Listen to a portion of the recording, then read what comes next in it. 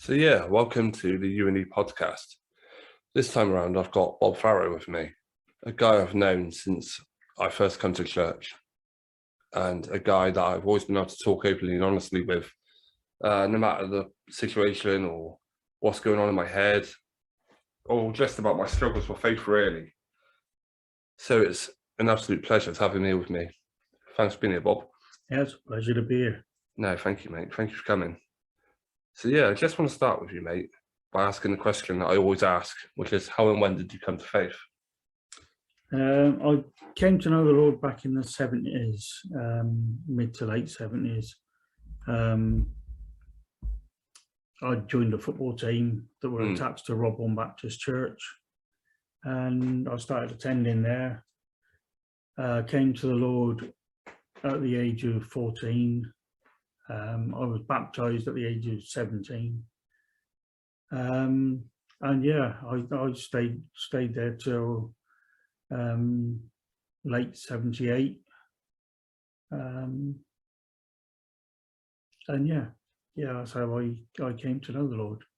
No, that's cool. I mean, it's always going to be encouraging for other people to hear your testimony as well. And your testimony is, I think it's fair to say, it's gritty. Yeah. It's gritty. Unconventional is probably another word. Yeah, absolutely.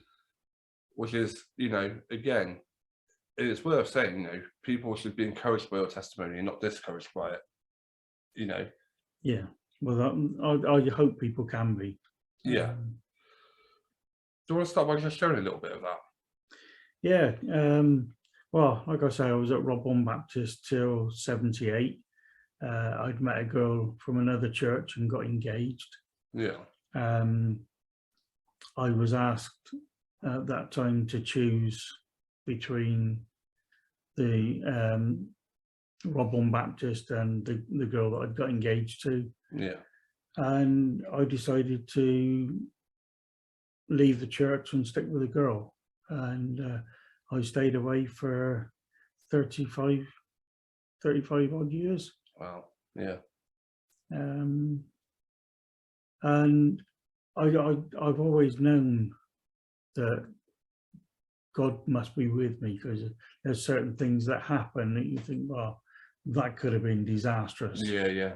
And the only way it wasn't disastrous is if God was there protecting me. But I had a lady come to my door doing a car survey, and she'd never surveyed anyone that had a Skoda, and I had one at the time. Yeah. And this was on the Easter weekend, which made it even more poignant, if that's the right word. But she did the survey, asked me if I was religious because I had praying hands and footsteps on a tea towel above the fireplace. And she asked if I was religious. I said, well, sort of. I've been to church and all this.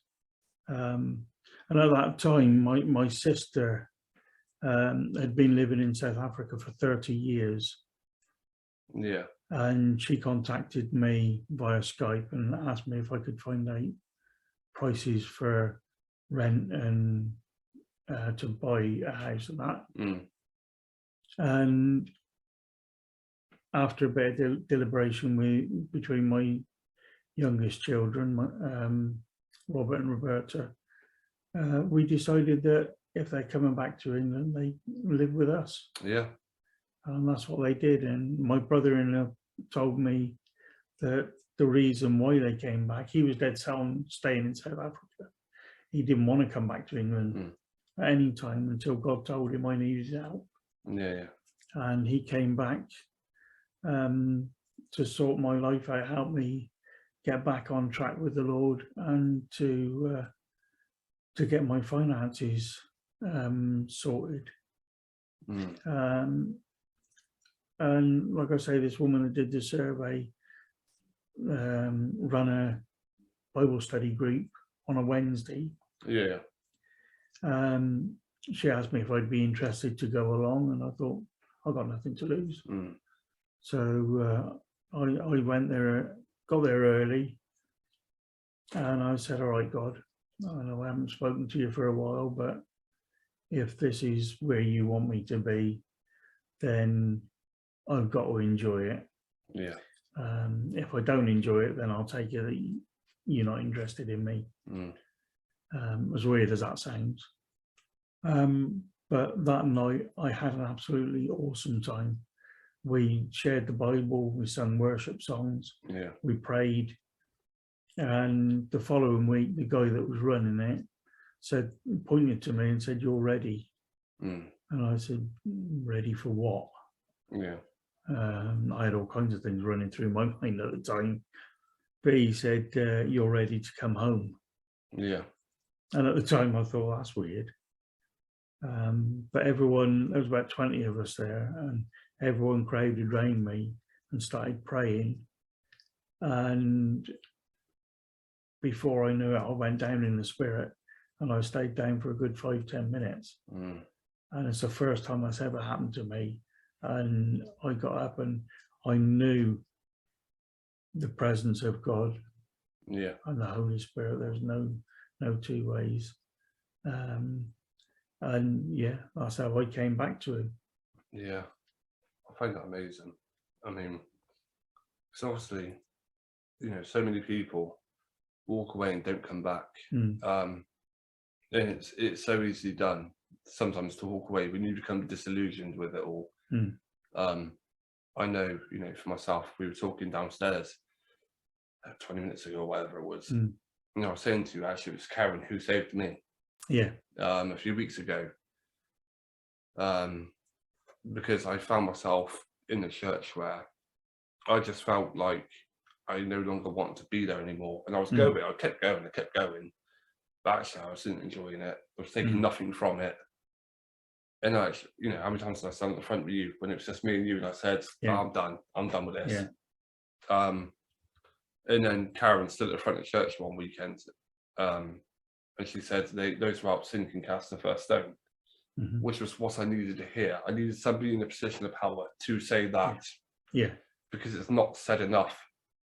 That's true. Yeah, that's very true. You know, us as Christians, we sit around and we're all guilty of it.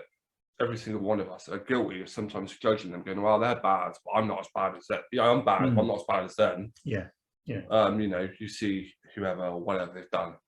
And I just think I got so disillusioned with everyone coming in looking great. And when Karen, who's, again, a really respectable, well put together woman, Gary, her husband's always well put together, pilot in the ex-pilot in the RAF, pilot still. And you see them got it all together, or at least it looks like they've got it all together. And then we had little conversations outside church after on a Sunday. We were talking about what home life's like, having children, and actually I was like, actually not that dissimilar from me. That, you know, I can say this because she just said it, it's on the internet for everyone to hear. When she says sometimes she gets a bit down, she takes out on the husband, or sometimes she might take out on the kids, or you know, not in a horrible way, but sometimes it might be more snappy or a bit more. And I thought, oh, it's not just me that does that then, you know. As a parent, it's part and parcel for the course, I think. I mean, you've got kids, and I'm sure though half the time you spend, half time to 3/4 time, you think, shut up, like don't say a word to me, like because they're annoying you. Or, and I always say, like, having kids, like, to people who haven't got kids, like my best mate had a child a couple of years ago now, and I remember as we were talking, excuse me, but I'm still suffering from a cold, but he said to me, what's it like being a dad? And I said, 3/4 of it's awful, but that 15%, when your child comes up to you and kisses you, or tells you they love you, or writes you a letter, makes all that, makes the other 75% worth it. Absolutely. I mean, some people might not be able to agree. Some people might put on this facade and say, I love it all the time, I never have a bad day. I'm sorry, I don't believe you. No. I think every parent has a day when they think life would be so much easier if I didn't have kids. And that there are times when with my kids, especially with Dale, my oldest son, we had a love-hate relationship. He'd gotten into drugs at the age of 15, and I lost count of the number of times that I get a phone call from the police, can you come and pick him up from the police station? And I think he had his own cell there. He used to pay rent, I'm sure of it. Yeah. But I mean, his behavior was bad. We'd had several fights. He pushed me down the stairs. And when me and his mum split up, he left home not long after I did. But we still had this hate for each other. I wasn't with the church then, so I had no one to turn to put me right. My sister was still in South Africa, and Dale and a friend of his beat me up when I got off the bus I was driving and caused damage to my nerves and muscles in my back, which has left me permanently disabled. But yeah, he got in with a bad crowd and ended up having to leave Swindon for reasons that I don't think it's my place to go into. But he ended up having to relocate, change his name, and thankfully after time he changed his personality as well. I mean, that's amazing though, that like he's transformed his life. Because we were talking downstairs, weren't we, actually, about your oldest boy, my older brother. And about, you know, I think it's safe to say that they were both, I've got to put this in the right way, especially if it's been recorded. You know, they weren't nice people to each other. No, they weren't nice. And I think in general, you know, wrong groups, dabbling in the wrong things. And it's nice to see that both of them, like, you know, I said, my older brother's doing really well for himself. Your boy's doing well for himself. Absolutely. I mean, just touching on the relationship I have with Dale. Like I say, I got so bad, I came very close to taking paying someone to kill him. I had the money. I was on my way to give the guy the money to do it, and something stopped me, and I didn't think about it at the time. But I thought, my only thought at the time was, could I live with it? And I thought, maybe not. And I'm glad I chose that path, because a few years later, I sent him a friend request on Facebook, and I thought he's either going to dismiss it or he's going to accept it. But he accepted it, and a few months down the line, I told him I was going to church and that, and I'd come back to the Lord. And every now and then he'd say, Dad, can you pray for me for this or for that? And I said, yeah, of course I can. And then one day I felt God saying to me, he's ready. And I took that to me, this was at 8 o'clock in the morning, I took that to mean he's ready now. So it's just uncanny that he phoned me. And we were talking and that. And every time I tried getting it round to the Lord, he would change the subject. And I kept getting this voice in my head saying, he's not ready yet. And I thought, well, you told me he was. And all day long I kept thinking, I'm going to phone him now.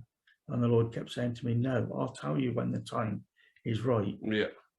And I think it was between 6 and past in the evening, I got a clear message, right, now go for it. Yeah.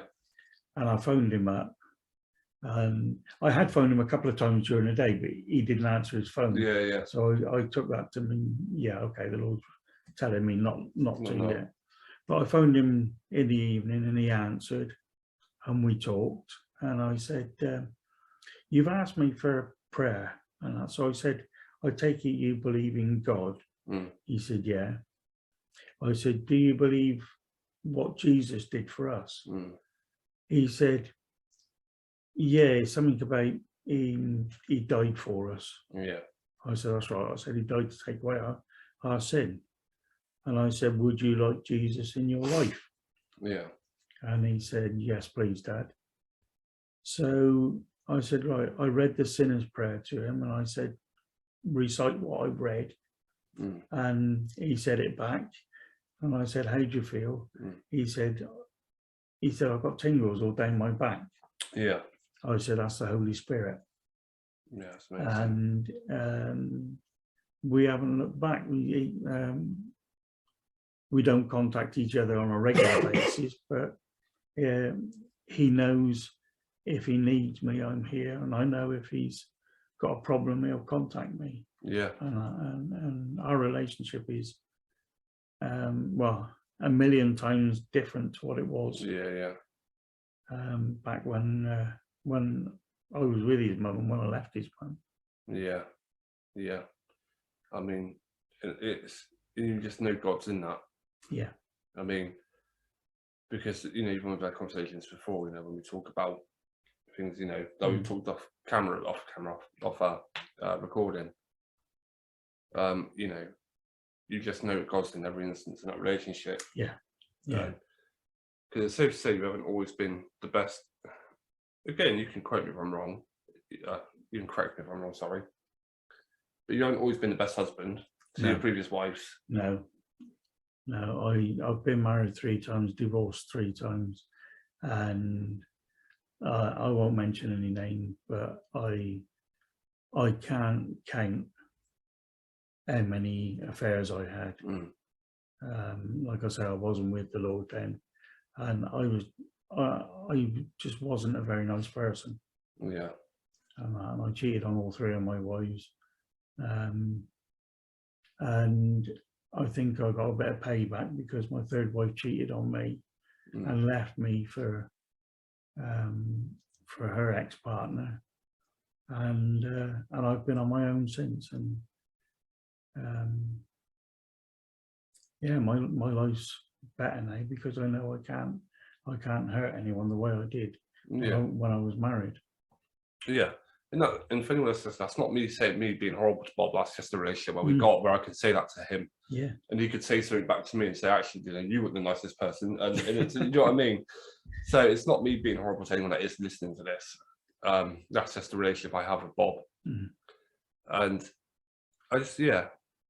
And I think I can't say I've been the best person in the world. Have I always been loyal to every girlfriend I've had? Probably not. Have I always been the nicest person to deal with? No. Am I still the nicest person to deal with on a daily basis? I don't think I'm horrible, but it can be bloody difficult. Yeah. I think we can all relate to that. Yeah. You know, and I think a lot of the time people bring up, it seems to be more of a church thing. I've noticed ever since I've been a Christian, it's character. Yeah. All the time, people bang on about your character. I think what people see at church sometimes or see in the day-to-day, it's a very small snippet, you know. I feel a lot of people, even some people at church, they see you in a different way. They see a different person in you than the one that God sees. Yeah. Yeah. And I absolutely believe that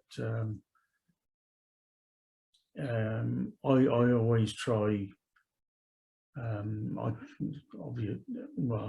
it doesn't always happen, but I always try to be the person that God wants me to be. I'm not the person that man sees me as. Yeah. I mean, it's hard. It's really tough. You know, it's, for example, if we're going to talk about character, we talk about the Will Smith slap the other day. I mean, the human side of me, I was like, that was a hell of a clean slap. I mean, fair play, that he quit him well, right? Yeah. But sorry, but you know what I mean? As a boxing fan and so on, he hit him so well. He hit him so well. And Chris Rock took it like an absolute pro. You know, he just stood there and was like, wow, Will Smith just smacked there. Yeah. But and I'm laughing because I just find it amusing that it happens, not because necessarily I agree with what happened, because I don't agree. I just find what happened amusing. Not that it's funny, just I'm seeing the humor in it. Yeah. What Will Smith done was wrong. He should not have got up and stabbed him. No. It's wrong. And then when he goes on to talk about how he's a Christian, a man of God, and you think, keep God out of that. Because you know, you're kind of now hiding behind God when you've just done something wrong. You can't, a bit like a child would hide behind his dad, you know, when the neighbours come to give him a telling off. I mean, it's like you going into a shop and you rob the shop, and then you come out and ask God for forgiveness for what you've just done. You can't, it doesn't work like that. No. I mean, look, the whole Will Smith thing, you know, I've spoken to a few people about it. I do not agree with what he did. He handled that completely wrong. Right, there's no two ways about that. But I think what we have to understand is Will Smith, from the very small snippet we see of him, isn't that man. No. So what is going on in his life for him to have acted like that? You know, we know that his marriage isn't perfect. We know that his wife cheated on him or whatever when they're on a break. I don't want to get into the analytics of it. But we know that his life isn't as rosy as was presented. No. Is he taking something he shouldn't be taking? Did he have a drink that night? You know, I think was it Denzel Washington said to him when he accepted the Oscar, when you're at your highest moment, that's when the devil comes for you. Absolutely. And how true was that? I mean, I've said to people in the past, well, I had one friend, I won't say her name, but she was getting baptized, and I said to her, once you come out of that water, I said, be prepared, because that's the time the devil will try and get you. Because you've just declared that you're part of God's family and not his, and he doesn't like it. And I hate to admit it, but she came out of that church on that day and the devil hit her hard. So much so that she left the church, and her baptism was the last time she stepped in one. Sad. Which is heartbreaking. Yeah. But that's what Satan does. You go to, as far as he's concerned, you've gone to the extreme to say, sorry, you've lost me, you've got no chance of getting back. And he'll just try and prove you wrong. Yeah, that is very true. I mean, I think we can all vouch for that. That when you're baptized, man, does he come? Yeah.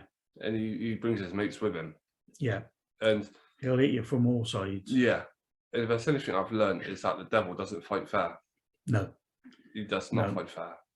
And, you know, it's something that has really stuck in my heart recently, in my head. That's all right. Do you know what's really funny is I said to Bob before the podcast started, is your phone on silent? But no, I'm going to keep it in just because, well, why not? That's my med alert. But, sorry about that. No, you're fine. But just trying to remember where I was now. I think I was talking about, you know, I have completely lost where I was. The devil. The devil, yeah. You know, he doesn't fight fair. No. And it's something I was saying about the thing that sort of reverberates around my heart is, you know, the quote from the Bible, is no weapon forged against me shall prosper, for greater is he who is in me than he who is in the world. Amen. Yeah. And through everything that's gone on in the last 6 months of my life, it's been, I always envision a sword with a burning blue flame, a bit like a Bunsen burner flame. Yeah. If anyone knows if they still use Bunsen, I don't know if younger people from church are going to listen to this. If they still use Bunsen burners, do they still use them? I don't know. I would assume so. I'd imagine so. Yeah. Yeah. It's a bit like, just envision like a Bunsen burner on like the hottest setting where it's roaring. And I always imagine a sword, but like that. Yeah. When I think about the sword, the sword of God, or putting the armor on as well, I always think about this, not so much Kevlar. It's weird to imagine, but I imagine like a knight's armor, shining silver. Yeah. Yeah, something that's impenetrable. Yeah. And I think I was talking to Kenny about this, about when you've got to be strong, you don't realize how strong you are until you have to be strong. Yeah, and absolutely. Then you realize the power of God when you go through something horrendous. Yeah. And you realize it's through his strength that we carry on, not through our own. Yeah. I mean, my one example I got is my youngest son. He'd come to the Lord. Yeah. And he was coming to church regular for about 6 months. Yeah. And then he started going out with a girl that turned out to be manic schizophrenic. All right. Okay. And she took him down some dark alleyways, and he left the church for a while. He was really suffering, and it was heartbreaking to watch. But he wouldn't let anyone tell him that this girl was bad for him. Yeah.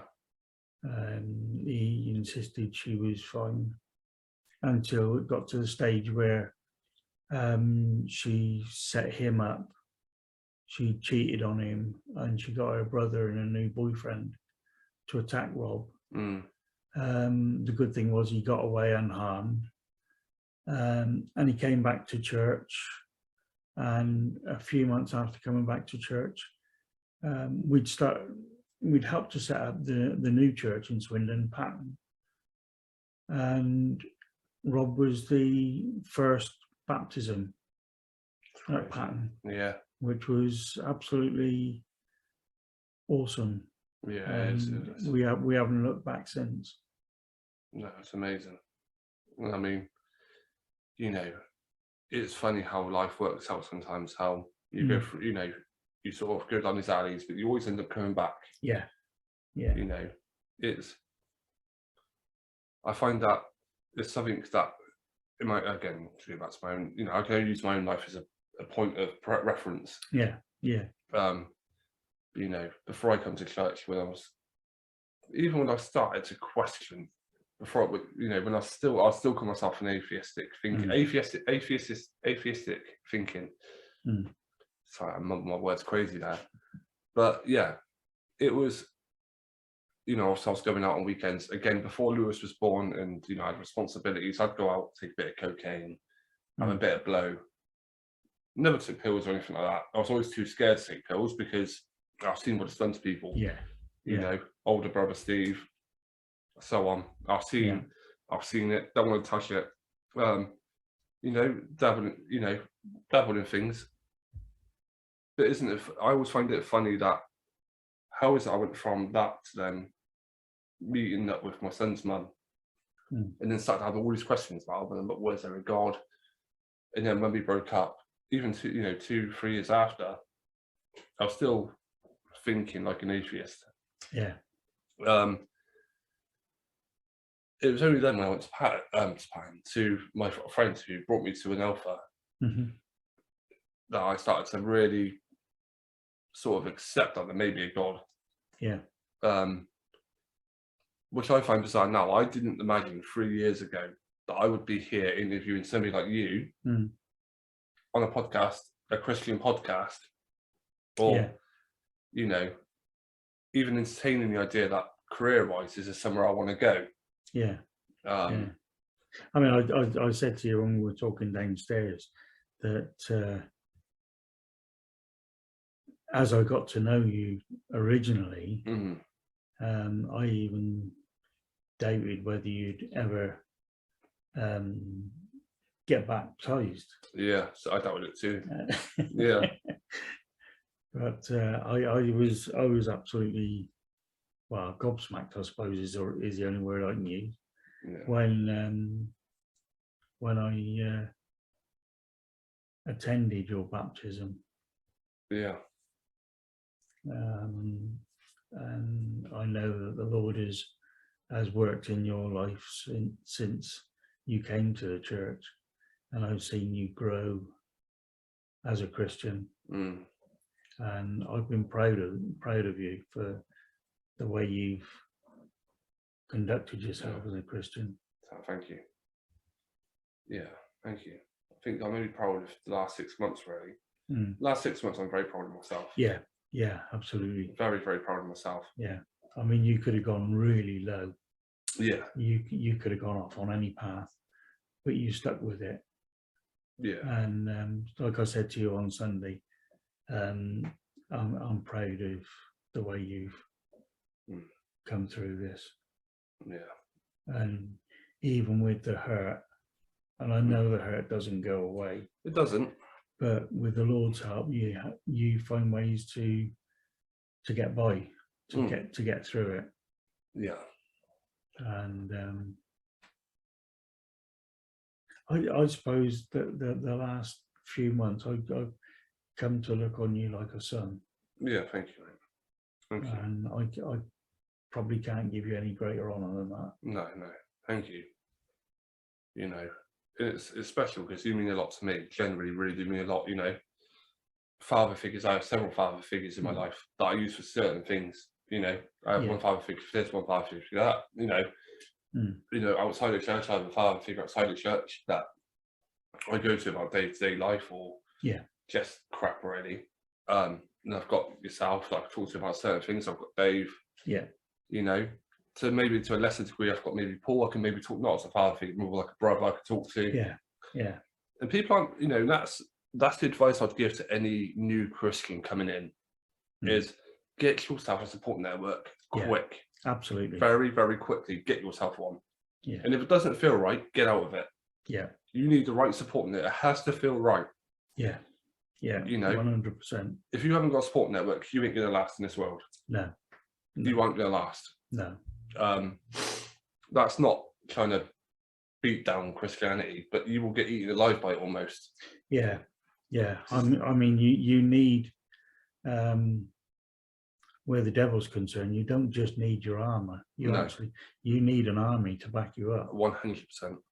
And we happen to be members of the greatest army that's ever been founded. Yeah. It's, you know, people think of Christians as weak, but if you actually look through the Bible, he talks about angels of war, you know, not quite angels of war, I'm using the wrong description there, but they were angels of war.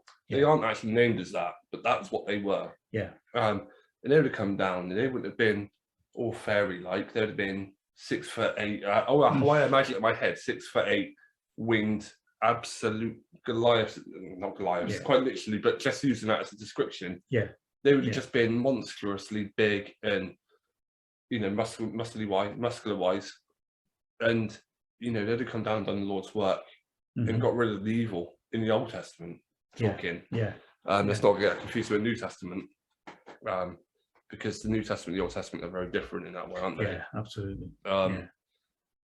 It's something I think people from the outside think Christians to be very submissive and very they seem to look at them as yes men and women. Yeah. And actually, at no point in the Bible are you asked to just go with it. No, that's it. You know, that's it. If there's a battle you're facing that God thinks you're going to struggle with, then he'll provide you with backup. Yeah. If he feels that you're quite capable of handling it, then he won't leave you on your own. No. But he'll guide you. Yeah. Yeah. He'll open the doors for you. Yeah, absolutely. He won't give you a task that he doesn't think you can do. No. And I mean, I'm always confused by the other thing people say to me, atheists, believe it or not, always say to me, God never gives you more than you can handle. Well, A, you're an atheist. How would you know that? Yeah.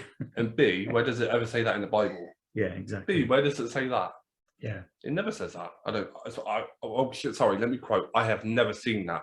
Yeah. I'm not saying it isn't. Yeah, I've got to be honest.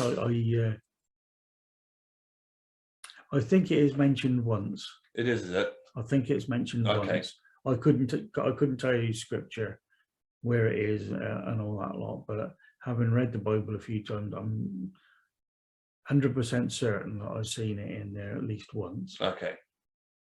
And it's true. God won't give you.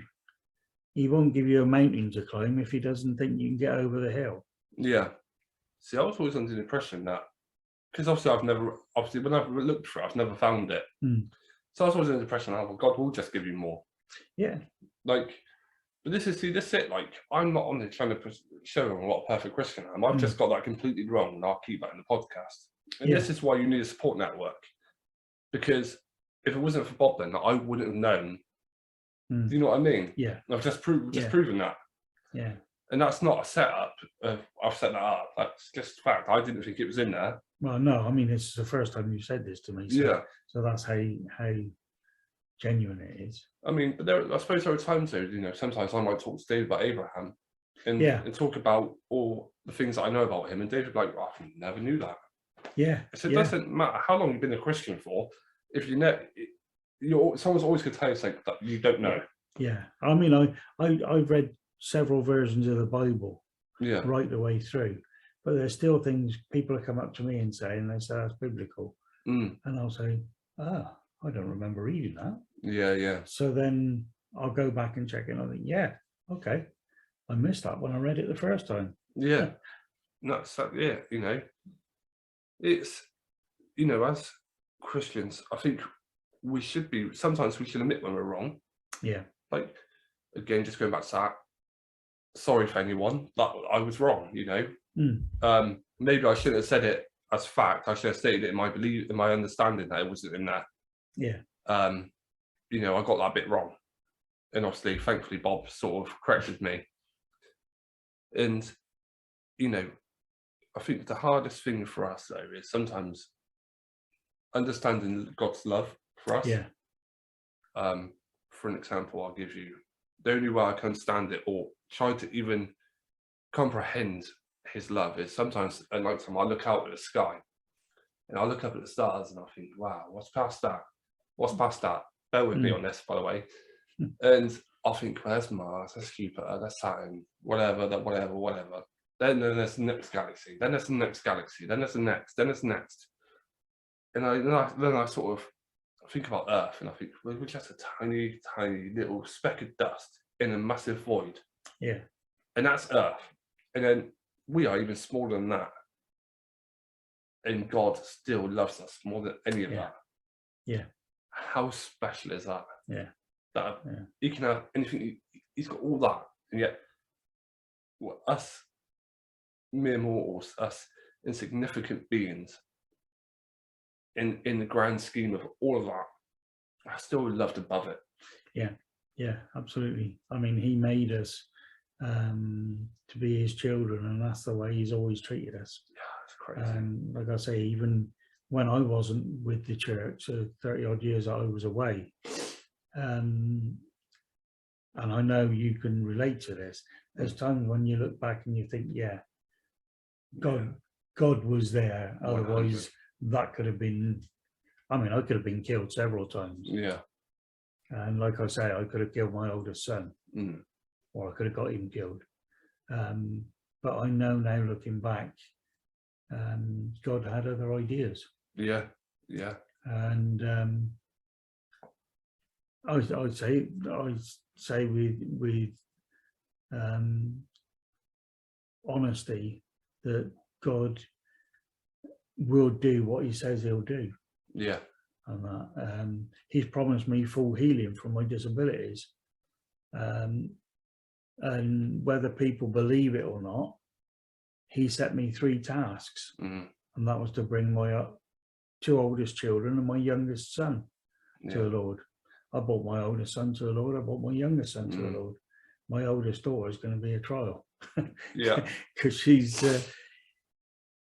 she's of the opinion that you take a Bible into her house is going to burn down. Yeah. I've heard that before. So so God set me a task, and for a man that was supposed to not live past his 18th birthday for health reasons, I'm 64 now. So you've done all right. He's kept me here for a reason. You've done all right so far, ain't you?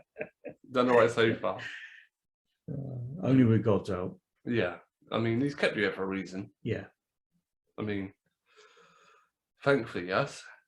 Someone who had such, being such a vital part of my support network, and not just mine, but everybody's. I think there are a lot of people at church and in your family, like, Rob, for instance. If Rob didn't have you, I don't know whether, I think it's fair to say, it maybe his faith would dwindle a little bit if he didn't have you. If he didn't have me in the church, I think he'd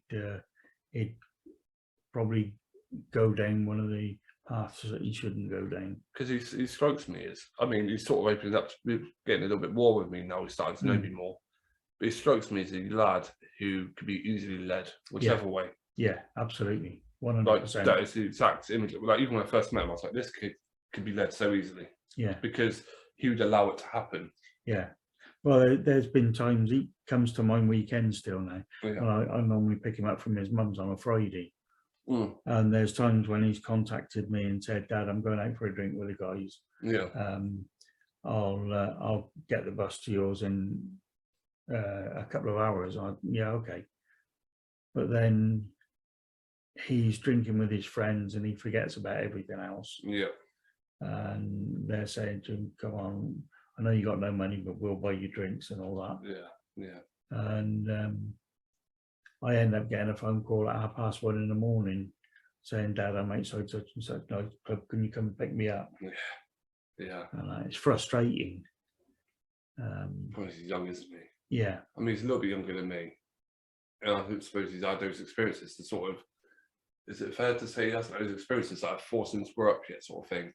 No, that's it. I mean, he's mine and his mum's youngest son. So he's been babied a little bit. And he's actually 5 minutes younger than his twin sister, so he's the baby. Yeah. And his mum refuses to cut the apron string. Yeah. And he's still a little boy, and he always will be. And I've said to her, as long as she treats him like that, he's gonna he's gonna carry on being the little boy that she thinks of him as. Yeah. I mean, that's exactly it. He's a nice kid. Rob is a nice kid. Yeah.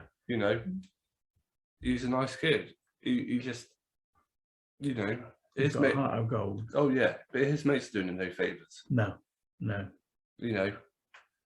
And again, his mates probably wouldn't like to hear that, but they're not doing him any favours by him not having any money taking him out drinking. It's not teaching them anything. No, exactly. Because at what point does it stop? Yeah, I mean, that's what frustrates me, because I say to him, don't you feel embarrassed with going out week after week with your mates buying your drinks? And he says, well, they don't mind. Yeah. And so as long as they're doing it, he'll carry on. Yeah, carry on. Yeah. People treat you like people will treat you, or you'll treat people how they will let you, or how you will let them. Yeah. And look, somebody wants to buy me drinks every time we go out. I'm not going to stop them. You know what I mean? Yeah, exactly. Someone wants to throw money at me. Carry on. Yeah. I'm there with you. It is. And that's the way of the world, though, isn't it? Like, the way of the world is. It's like I say, it's man looking at you how man sees you, and not how God sees you. Yeah, exactly that. And I think, especially when you're younger, and